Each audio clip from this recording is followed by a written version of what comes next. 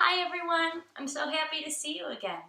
So today we're going to have a brand new yoga class to do together. And then if you'd like some more, you can pick any of those little mindful moments or you can do part 2 that you did last time. So today we are going to start with balloon breath. I'll scooch it back a little bit so you can see me. And what we do is we sit crisscross applesauce and then we take our arms out in front of us like we're a balloon. Now, if you know what a balloon does when you fill it up, it gets bigger and bigger and bigger. And then when you let all the air out, what does it do? It makes a pretty funny sound, doesn't it? It goes. So you get to make a really funny sound as you let all the air out. We're going to do that a couple times just to get us ready to do our yoga. So here we go. Balloons out in front of you. And let's blow it up. Breathe in. Breathe in a little more. A little more. And then let it all out. Great job. Let's do that 2 more times. Okay, balloons out. Let's see if we can take even more air in this time. Breathe in.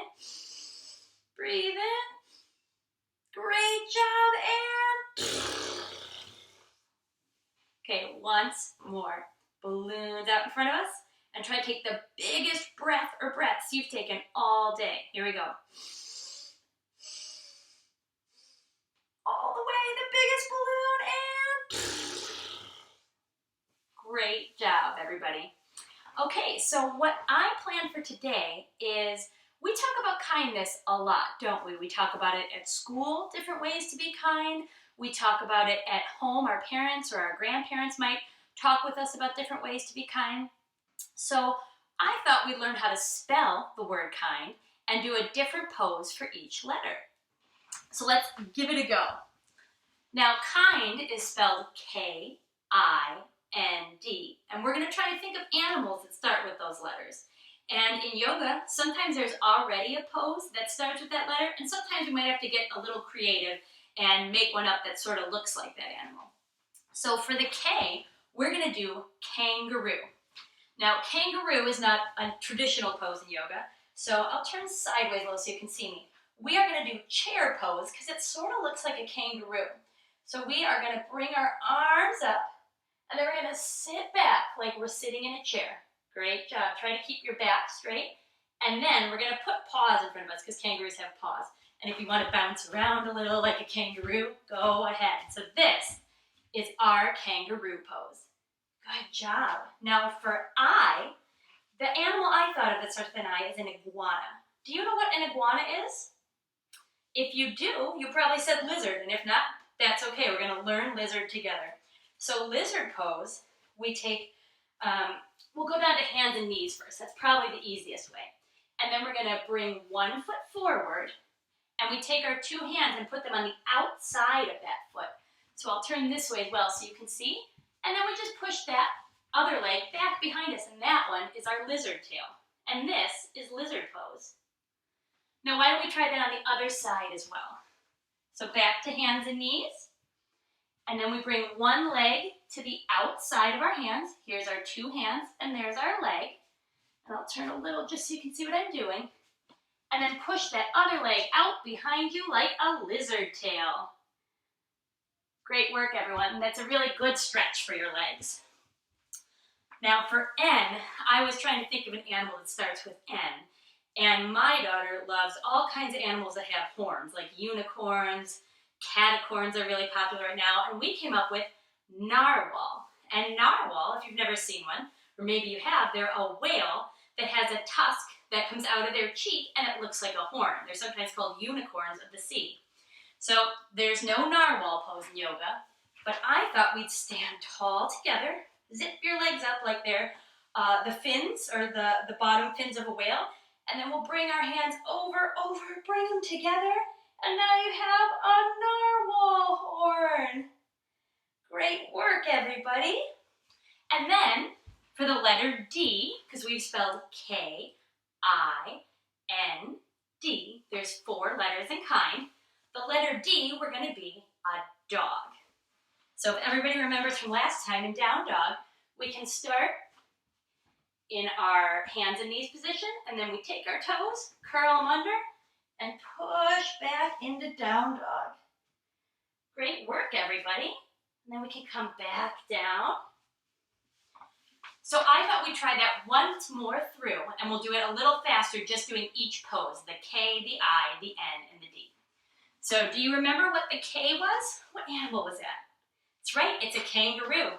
So we're gonna raise our arms up. We're gonna sit back like we're sitting down into a chair, and then bring our paws up. And we can boing, boing, boing, boing like a kangaroo. For I, we did iguana. So we'll come to our hands and knees.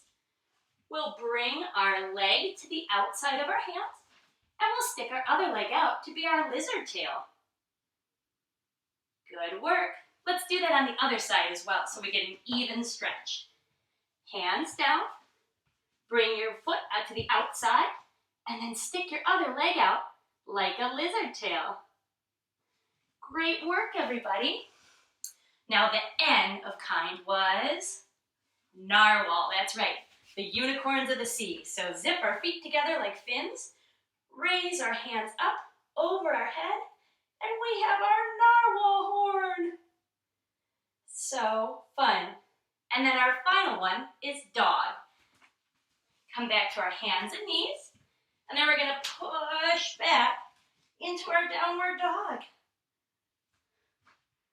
Super work, everybody. So you just spelled the word kind, and you did it with yoga poses. That's a really cool thing we can do in yoga. We can have fun moving our bodies while we also learn different kinds of things, like how to spell words or count or play. It can be a really fun activity. So, since we spelled the word kind, and I know it's a topic that comes up a lot at school and at home, what I want to ask you to do is today think of one way you could be kind to someone. It might be doing a chore you didn't get asked to do by your mom or dad, just surprising them and having it done. It could be drawing a picture for someone or writing a letter. Anything you can think of. Come up with one thing and surprise somebody with a little act of kindness.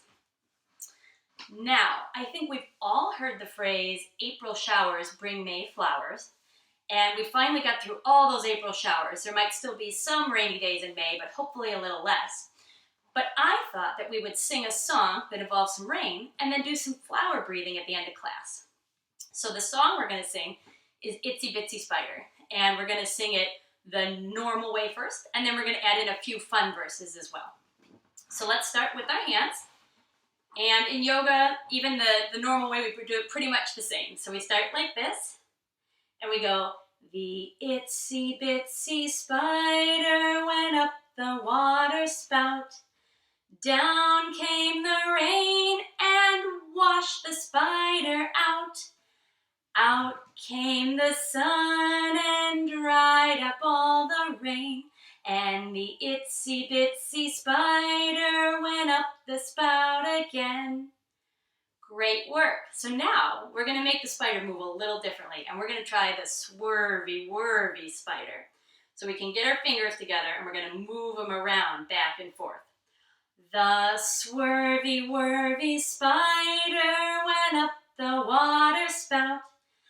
Down came the rain and washed the spider out. Out came the sun and dried up all the rain. And the swervy, whirvy spider went up the spout again. All right, now for the next one, we're going to do the creepy crawly spider. We're going to have him crawl up our arms. Ready? This might tickle a little, but it should be fun. The creepy crawly spider went up the water spout. Down came the rain and washed the spider out. Out came the sun and dried up all the rain. And the creepy crawly spider went up the spout again. Great work, everybody. I hope you had fun with that one. And you can always add in your own verses and your own motions to that one to make it even more fun. So now we got to the end of our class, and we're going to end with another breathing exercise. This one's called flower breathing, and I'm going to give you two options. So I'll scooch back to where you can see me. Now, flower pose, we bring our feet together, and then we lift them off the mat, and we take our hands and put them through, and then we can kind of open and close our flowers. Those are our fists or our flower buds. If that's too tricky for you, you can have your feet on the ground and do the same thing with your fists, or you can just sit in standard crisscross and do the fists to be the flowers. Whatever feels most comfortable for you today. So I'm going to do the one where I put my feet together and I lift them off the ground a little. I take my arms and put them through, and then I'm going to breathe in and out. So we're going to take a breath in, and then as we breathe out, open our fists and let our flowers bloom. Great work. Breathe in and open our fists. And if you want to do it with your eyes closed, you always can if that's comfortable. We can try one like that. Breathe in and breathe out. Great work. If your eyes were shut, go ahead and open them. And we are all done for today. You all did such a great job, and I hope you had fun doing yoga. Have a great day.